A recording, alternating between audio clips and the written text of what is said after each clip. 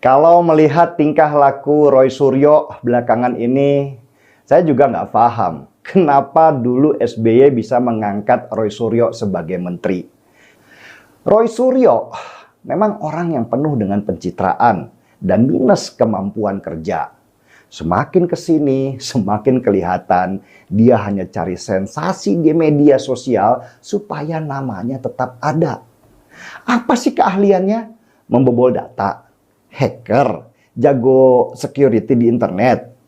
Yang kita tahu semua, kalau ada video esek-esek viral di media sosial, Roy Suryo lah yang muncul paling depan seolah dialah ahlinya. Jokowi yang seharusnya jadi pesakitan. Dia pemalsu, pemakai, menggunakan gelar palsu. Itu sudah melanggar banyak KUHP maupun Undang-Undang Sisdiknas. Pokoknya Jokowi harus dihukum. Jadi saya dengan jelas Roy Suryo ini lebih kesinting dan gila. Ya. Jangan ngomong Kenapa? Ya, kan harus memberikan Gini. Ciri-ciri orang gila itu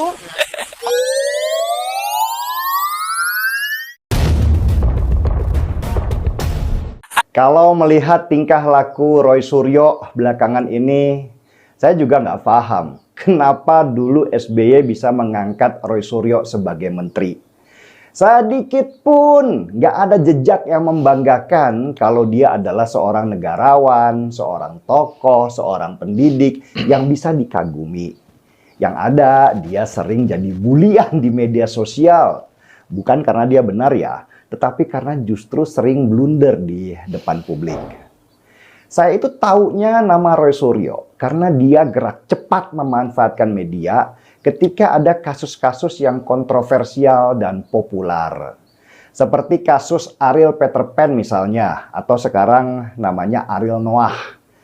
Roy Suryo bisa memanfaatkan media sebagai jalan untuk menaikkan namanya dengan menunggangi isu itu. Dia bahkan rela jadi saksi ahli supaya bisa sering disorot oleh media. Roy Suryo memang orang yang penuh dengan pencitraan dan minus kemampuan kerja. Semakin kesini, semakin kelihatan dia hanya cari sensasi di media sosial supaya namanya tetap ada. Roy Suryo mengaku sebagai pakar telematika yang banyak orang juga nggak tahu itu jenis pakar apa ya. Apa sih keahliannya? Membobol data, hacker, jago security di internet. Yang kita tahu semua, kalau ada video esek-esek viral di media sosial, Roy Suryo lah yang muncul paling depan seolah dialah ahlinya. Dan lucunya, keahlian dia sebagai pakar telematika itu seperti katanya ternyata nggak sesuai dengan jabatan yang akhirnya diberikan oleh Presiden SBY kepada dia. Roy Suryo diberikan amanah sebagai Menteri Pemuda dan Olahraga. Asli nggak ada hubungannya. Itu juga untuk mengganti posisi Andi Malarangeng yang mantan Menpora dari Partai Demokrat pada waktu itu yang masuk penjara. Jadi bisa disimpulkan bahwa Roy Suryo yang waktu itu sebagai kader Demokrat hanya ditaruh begitu saja dari partai sebagai pengisi waktu luang. Pemain cadangan yang dipakai ketika pemain utama terluka kemudian di bangku cadangkan selamanya. Pernah ada jejak yang sampai sekarang viral. Bahkan Roy Suryo yang waktu itu masih Menpora nggak hafal waktu menyanyikan lagu Indonesia Raya. Kacau kan? Seorang menteri bisa nggak hafal lagu kebangsaan kita. Dan jejak genital itu terus beredar sampai sekarang menjadi catatan hitam buat Roy Suryo waktu dia bikin sensasi di media sosial. Ada lagi kasus ketika Roy Suryo ditagih banyak barang yang dianggap hilang di kantor Kemenpora. Mulai panci, pompa, kamera, dan banyak barang perintilan lainnya yang katanya dia bawa pulang waktu sudah tidak lagi menjabat. Meski Roy Suryo selalu membantah, tetapi peristiwa memalukan itu sudah jadi bahan ejekan se-Indonesia Raya.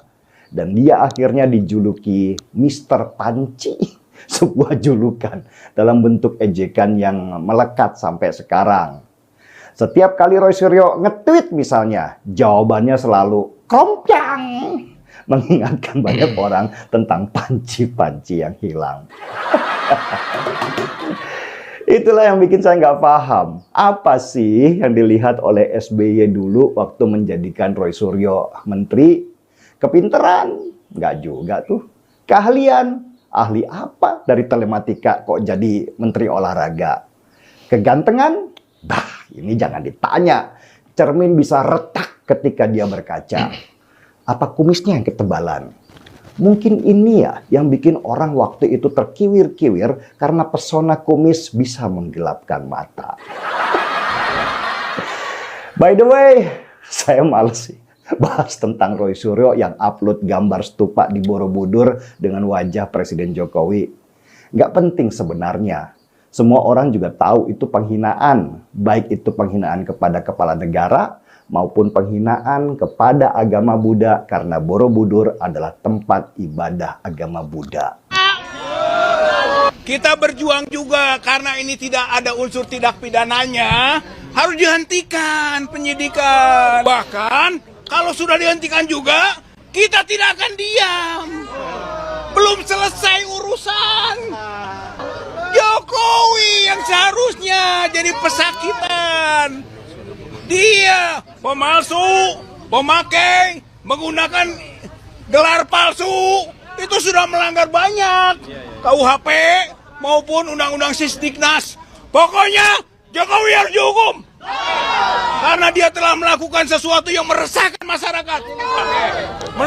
Bukti bahwa tidak ada tindak pidananya, itulah gelar perkara khusus. Kalau sudah ada tindak pidana, buat apa kami capek-capek minta gelar perkara khusus? Kan sudah ada gelar perkara sebelumnya. Tapi penilaian kita, gelar perkara yang sebelumnya cacat hukum.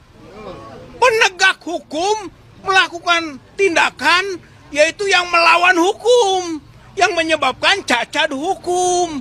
Maka ada gelar perkara khusus. Bahwa tidak ada unsur pidana di sana. Itu ada perbedaan antara gila dengan tidak sadar. Ya. Abang dibilang nggak Ada sadar. juga spontan, tidak sadar spontan, itu beda juga.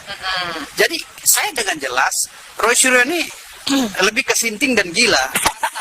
Jangan ngomong Kenapa? Kenapa? Kan harus Karena memberikan gini, contoh yang ciri-ciri orang gila itu orang nggak Nggak boleh loh. Gini Pak, maaf saya potong. Kita nggak boleh ngomong kata-kata orang gila. orang Komunikasi. Orang gila itu ciri-cirinya ketawa terus. Nggak ada masalah ketawa, ini nggak masalah. Dan yang paling menonjol dari orang gila. Bang, kita nggak boleh ngomong orang gila. Yang paling menonjol dari orang gila atau orang sinting adalah dia tidak merasa butuh apa-apa. Orang hidup kuliah capek-capek, kita mau cari biar kita sukses hidup ini. Lah ini orang udah dapat